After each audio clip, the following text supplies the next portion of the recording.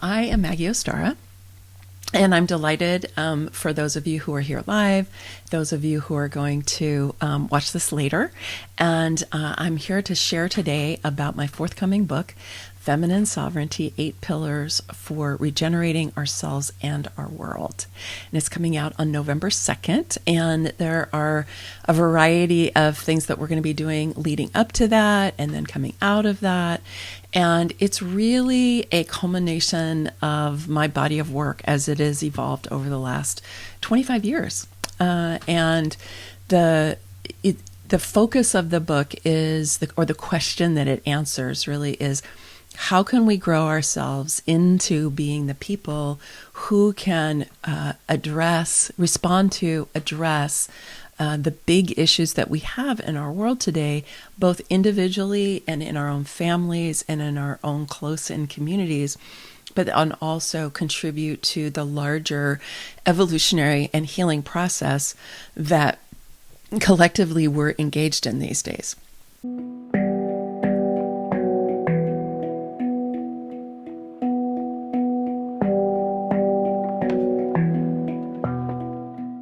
This grew out of my work as a clarity breath worker, as a spiritual mentor and guide and teacher for many years.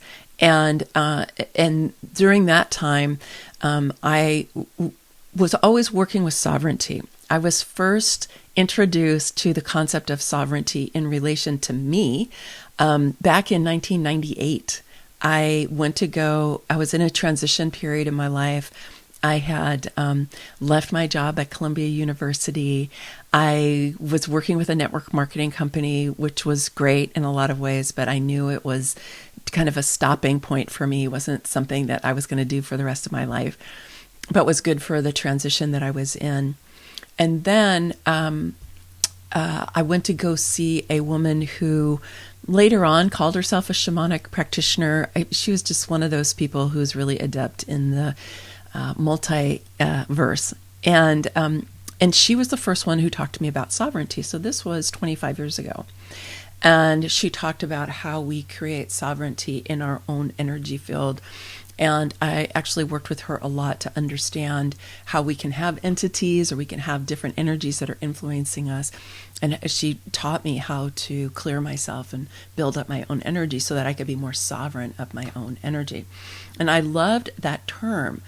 And I started using it, talking to clients and so on. But 25 years ago when I did that, people would kind of look at me like, you mean like the king? Sovereign, you mean like the king? And even my coach at the time said to me, sovereignty? I don't know. I'm college educated and I don't think I know what that means. And besides, nobody can spell it, so you shouldn't use it. That was about almost 10 years ago, almost 12 years ago now. And so I didn't really use it except in my work with people. Like I didn't create a brand around it or anything like that. And now sovereignty is a notion whose time has come. I mean, I've started to see it literally all over the place. And I have been curious to see how people are using it. So for me, sovereignty has 2 primary components. And this is an evolution of my understanding of sovereignty over 25 years. So in my first phase with sovereignty, it was all about the inner landscape. It was about how do we come to understand our emotions, our energy, our beliefs, and how those together are orchestrating our experience, often below the level of our conscious awareness, so that things seem to just happen in our lives. But because of the frequency that we're at and because of our beliefs and our perspective, we're attracting certain things into our lives. And we also have a filter through which we experience things, right? Everything that's happening comes in through our filter, and then we interpret what's happening based on that filter. And that is based on our emotions, our energy, and our beliefs. And so for a really long time, my work was about helping to bring up to the conscious level what's been operating down below so that we can make new choices about if we want to keep acting in the way that we did or if we want to change it. Because until it comes to the level of conscious awareness, we can't actually change it, right? You can't really change something you're not aware of. So that was what I focused on for a long time, all the years that I was a clarity breathwork practitioner, which is really a spiritual healing, very powerful, beautiful practice. And also a lot of what I worked with my clients when I was doing a lot of business coaching. So I was a high-end business coach with Soul Signature Success for 5 years. And I didn't know human design back then, so I kind of burned myself out. No, I didn't kind of. I really burned myself out because I was initiating too much, and I was using my left brain, and I didn't know about timing. So all those things that we learned from human design. I eventually got to the end of that piece and went into a lot of deep contemplation and exploration, and out of that arose an understanding that personal development, personal sovereignty is necessary. Like, we need to develop that. It's vital that we do, but it's insufficient on its own. And I was already coming to this conclusion because if we're looking in our world, we know that we need to be active in terms of helping to heal and evolve our planet as well as ourselves. And so when the pandemic happened, and I was earnestly working on this book, but a lot of it had to do with those inner landscape pieces, I had this epiphany, really this came in through my 61 and my 43 in the knowing circuit, that we need to expand into becoming stewards of our planet. That all of this personal growth work, the question is, well, why are we doing that, right? Why are we doing all this personal growth work? And what I see happening for a lot of people who use the term sovereignty is that they've claimed it for their own personal empowerment. And the trouble that I have with that is that in individualism, which is kind of the philosophy that undergirds a lot of our belief systems here in the United States, and I would imagine a lot of places that have been influenced by Western culture, which is about, well, I'm going to be sovereign of my being. I have my human rights. I can do what I want to do as long as I'm not harming another person, right? You've probably heard that, right? Well, that really became the mantra of white men in the 19th century and in the 20th century, for them to empower themselves in relation to the old world, right? In relation to monarchy, in relation to aristocracy and all of that, right? It was like, no, each one of us matters. Each one of us has human rights. And human rights has become, kind of the international law about how we understand what it is that, how we interact, right? This would be the gate 50 in human design, right? The gate of values. Human rights are awesome, and but again, they're partial, because as I explored human rights, what I discovered was most of what the language that's used around human rights has to do with what you shouldn't do, right? You shouldn't torture people. You shouldn't suppress their ability to express themselves. You shouldn't, you shouldn't do this, right? Human rights are about protecting the individual, often from the state, right? It's either from the state, it's from the monarchy, but then it's become more from authoritarian or democratic governments, right? It's like we have certain human rights as people against the forces that be, right? But most of that, there's only one statement in the International Charter for Human Rights. There's only one statement about, well, what should we do, right? Not what shouldn't we do, but what should we do? I found this really curious when I was looking at, when I was building out the second half of the book. And what I realized is that we don't have enough about our responsibilities. So we become sovereign. We develop our personal sovereignty. Do we do that so we can consume more? Do we do that so that we can eat up more of the earth? Do we do that so that we can make more money and buy bigger houses and bigger cars that guzzle more gas? Is that why we build sovereignty? I see that a lot. The idea, and I understand for women and people of color wanting to feel like, you know what, I really want a piece of that American dream. I really want to be able to empower myself financially, right? Because historically, we have not had access to all of those power structures. And so we're like, well, I want some of that, right? Well, and I get it, right? And it's not like I'm immune to that.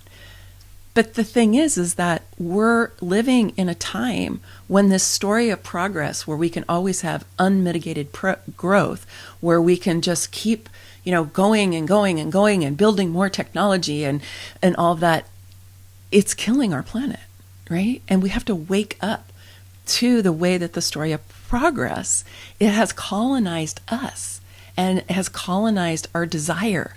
And the American dream is a version of this story of progress, which is that anybody can do anything and can become financially empowered and can become a really big consumer, right?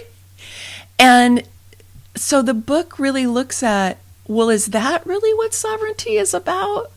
Right? Is that really what we're aiming to do? That was never my intention with sovereignty, but I see it a lot.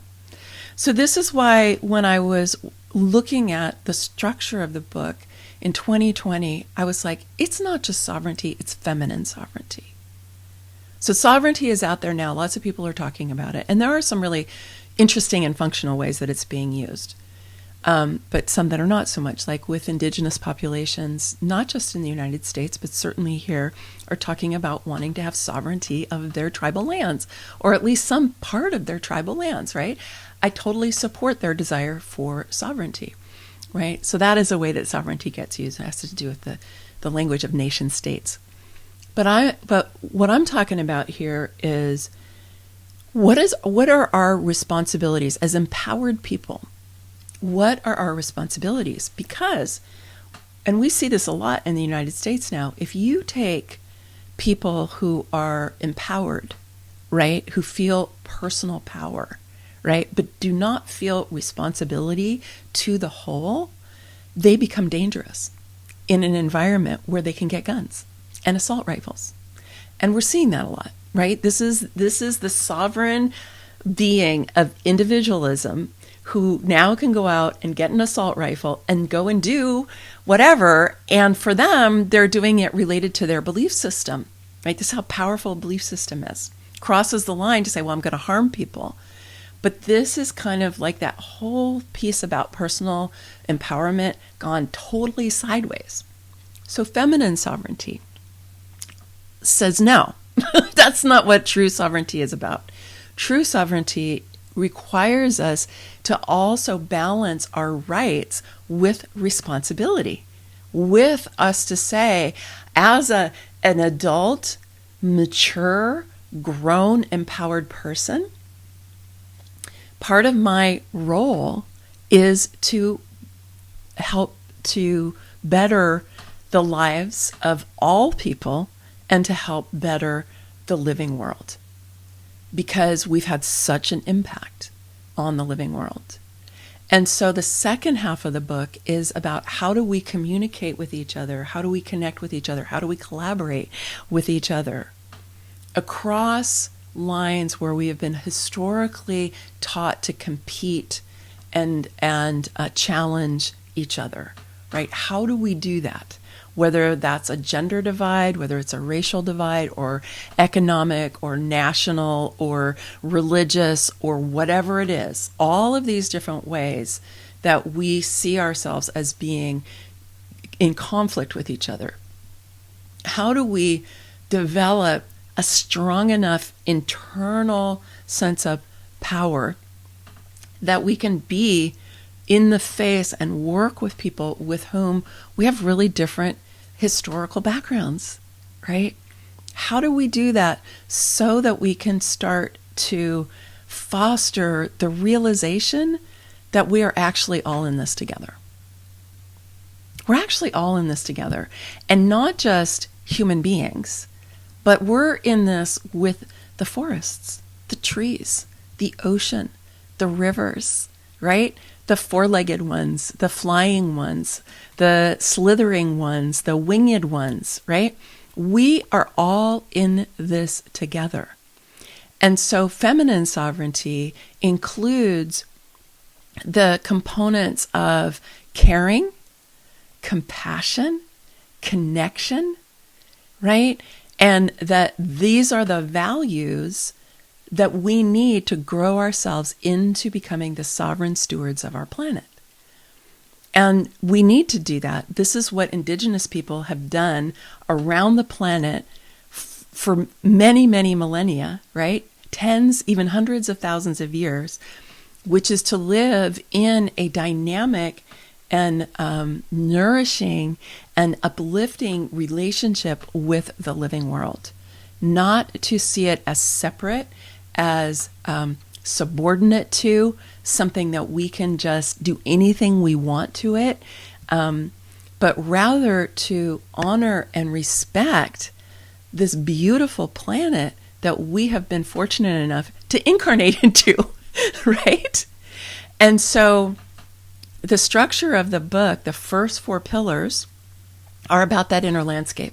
They really look at our relationship to spirit. How do we know ourselves to be infused with the creative intelligence of the universe and develop our ability to act in concert with it, right? So we're really co-creating with that universal energy, if you will, okay?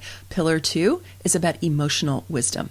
How do we grow ourselves so that we have a mature ability to work with our triggers, because we all get triggered, right? Work with our triggers, know how to process emotional energy, understand where it's coming from so that we can unravel those wounds and heal the parts of it that need attention so that we can become really strong and stable. Doesn't mean we never get knocked off emotionally, because we will, especially if you're emotionally defined, but even so. And then pillar number 3 is about vitality, embodiment, and our relationship with the living world. Because we have gotten really disconnected, those of us who live in a really technological world, we've gotten very disconnected from our, from our physical form, right? We tend to really live up here. That's that left brain dominance, encourages us to ignore the body. And this is part of the reason that we have so much chronic illness, so many challenges physically these days, is that we're not really inhabiting our bodies the way that we could. And our body is made of the materials of the living world, right? We're just kind of sacks of water with a bunch of minerals thrown in, animated by spirit, right? That's what this is. And let's not forget all the bacteria, because we have a lot of beneficial bacteria that is actually running key systems. So developing our relationship with our body and the living world. And then pillar number 4 is about our energetic adeptness and learning how to build our radiance so that we become powerful energetically. Not powerful like power over, but we become an attractive, radiant force that helps to uplift both our own selves, but everything and everyone we come into contact with. That's what's possible the more that you raise your frequency. So those 4 different pillars are all about building your capacity on the inner landscape. Then there's a chapter called Your Daily Date with the Divine, which is about a sadhana practice, a spiritual practice. And one of the things I say there is you could address elements of all of the first 4 pillars through having a spiritual practice. And that goes into a lot of detail about what you can do and suggestions that I have for meeting yourself on a daily basis and working with your inner landscape. Then the second half really spirals us out into the world with other people. The whole book is kind of built on a spiral. We spiral out into the world with other people. The fulcrum point is purpose and contribution. And it's about, the purpose is really kind of a personal thing, right? When we feel on purpose, how do we explore what makes us feel enthusiastic, what uplifts our energy, what we have a lot of energy for, right? And because that's keys for us for feeling on purpose. But then how do we also begin to contribute out into the world? And we all have our own role to play. And a lot of times I think we get disconnected from that because we think, well, what could I do? What difference would it make, depending on what I did? And so we want to overcome that really defeating thought and be like, I can make a contribution. And we all have the ability to contribute in some way. The question is going to be, how are we going to do it? And of course, it can change over time. It's not like you're stuck doing one thing, right? And so we really dive into purpose in contribution. Pillar number 6 is communication that connects. Because we basically have been taught to not communicate. We've largely been taught just to talk at each other, to wait till the other person is quiet so we get to say our piece. And a lot of times try to make our point and get somebody else to understand our point of view, right? This happens all the time. So there's a whole exploration about what that's about and how we can unravel that, and then guidance for how we can actually communicate in ways that are more effective. In terms of building our connection with each other, and to foster our camaraderie. Pillar number 7 is about mutually beneficial collaborations, because collaboration is the core to our nature. We evolved as human beings through collaboration. Even if you just think about it in terms of what I said a moment ago, half of our cells are bacterial and half are human. Our very form is based in collaboration. Okay, take that in for a minute. Like, there are 70 trillion cells that are collaborating with each other to create this human experience that you're having, right? That's a really fundamental part. The natural world works through collaboration, right? Everything is collaborating with everything else. There's mycelium and fungi around the roots of the ancient trees. There are highways that are happening underneath there. There's just so much that's going on. And yet our conditioning has led us away from collaboration. And, I think about, certainly when I was a kid, and my kid had this, but less so, but it's still there, which is like, if you work with somebody in school, you're cheating. I'm like, what? So we want to learn how to collaborate with each other across historical lines of division. And then pillar 8 is becoming a sovereign steward of our planet. How do we do that? What's involved with that? There's a lot in there about indigenous traditions here in what's now the United States, and about different ways that our Native First Nations really worked in as stewards of the planet. And how can we adopt some of that? So those are the 8 pillars. They're all held inside of a container of evolution, where I walk the reader through all of those 8 pillars with lots of pausing to reflect on what it is that you've just read, with questions at the end. There's an assessment where you can kind of check out where you are with each of the pillars. Happens at the end of every chapter. There is an invitation to explore what new capacities you might want to develop, and then a set of reflection questions for you to work with, in your journal.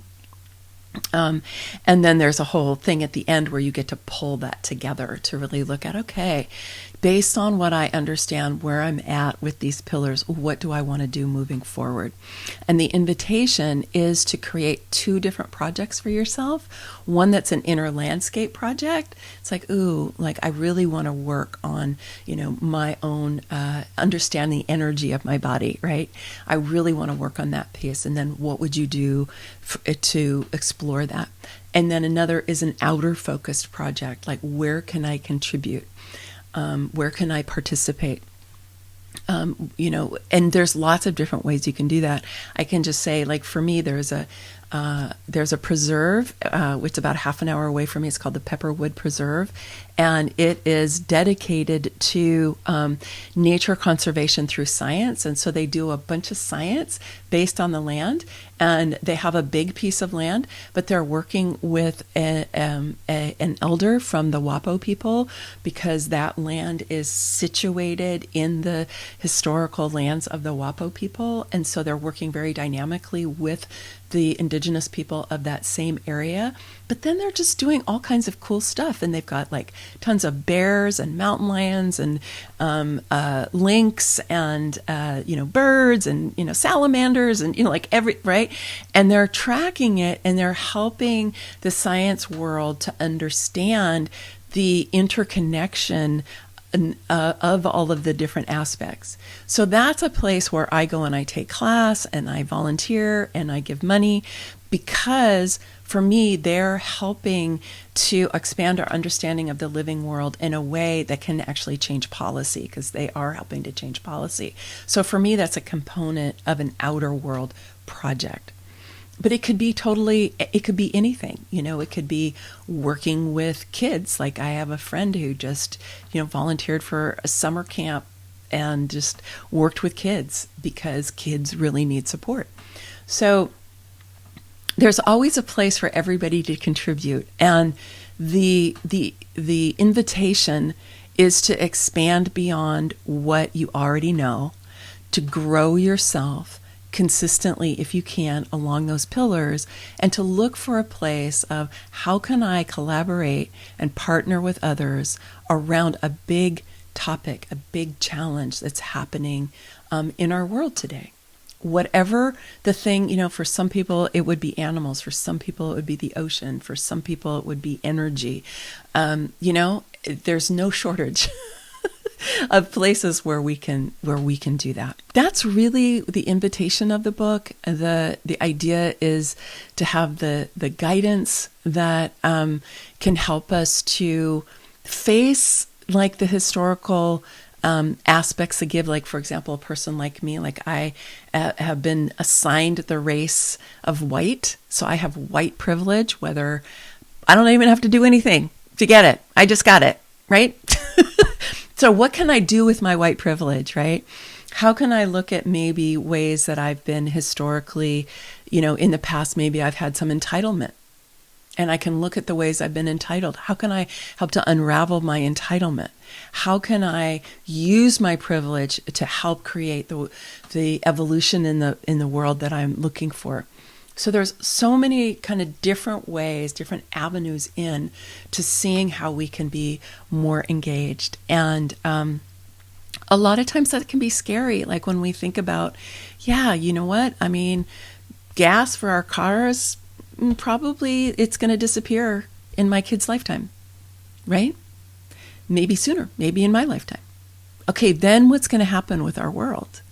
We can get really scared when we face things like that, or we face that we've lived an entitled and privileged life, and we go, wow, I wasn't even so aware of that. That happened a lot after George Floyd was murdered, right? A lot of people had a big wake up about their white privilege. So it doesn't make you a bad person to have privilege. Lots of people do. But the question is, what do we do with that?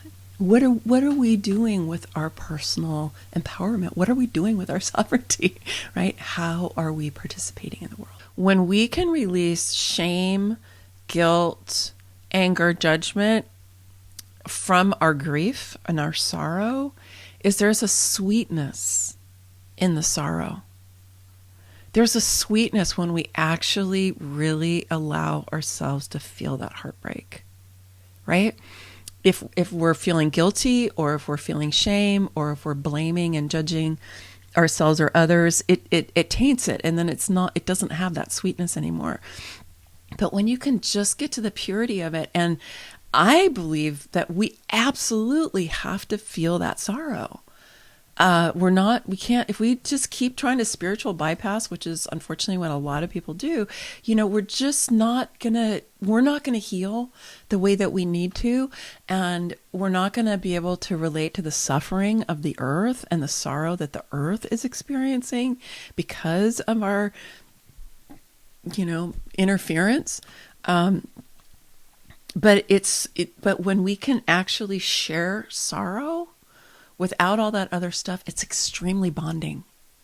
It's extremely bonding. If you think about important relationships in your life, when you can actually be side by side, shoulder to shoulder, hand in hand, both feeling the sorrow and not blaming or judging each other, but just being in it and being like, wow, it's very bonding. It's very healing.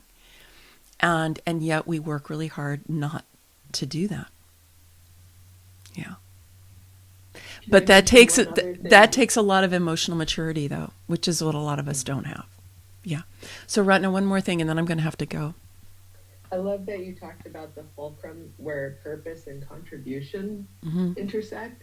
Mm-hmm. And it reminded me of a Venn diagram I'd seen where somebody had said, they were saying what breaks your heart most about the world and where you have power. And then the intersection was where you're being called to contribute. Mm-hmm. And I think that what you've just expressed is such a beautiful illustration of that.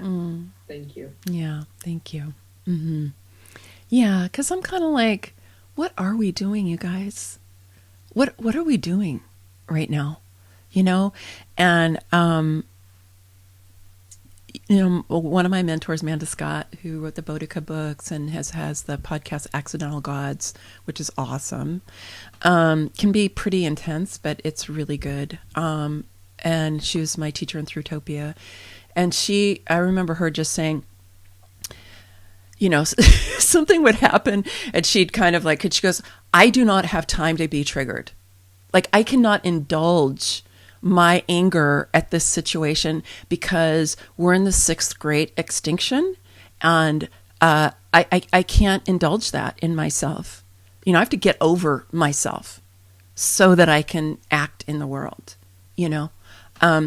So I'm not saying we should never process our triggers, because I think we need to. But we also don't want to be ruled by them, right? And we don't want to be self-indulgent, which unfortunately can happen in the personal growth realm. People just get so self-absorbed with their own stuff. And then it's like, I'm like, really? Aren't you tired of your stuff yet? Go and help some turtles, get into the ocean, go save some salamanders, like get out into something that can make you feel like you have some kind of agency in your life, right? Agency is a core component of sovereignty, right? Is that we have the ability to be agents in our lives, the subjects of our lives, not victims of our lives, not objects of other people's ideas, but subjects of our own lives. Okay, I could go on and on. Clearly, I wrote a 500-page book on it. I have a lot to say, but I'm going to stop for now.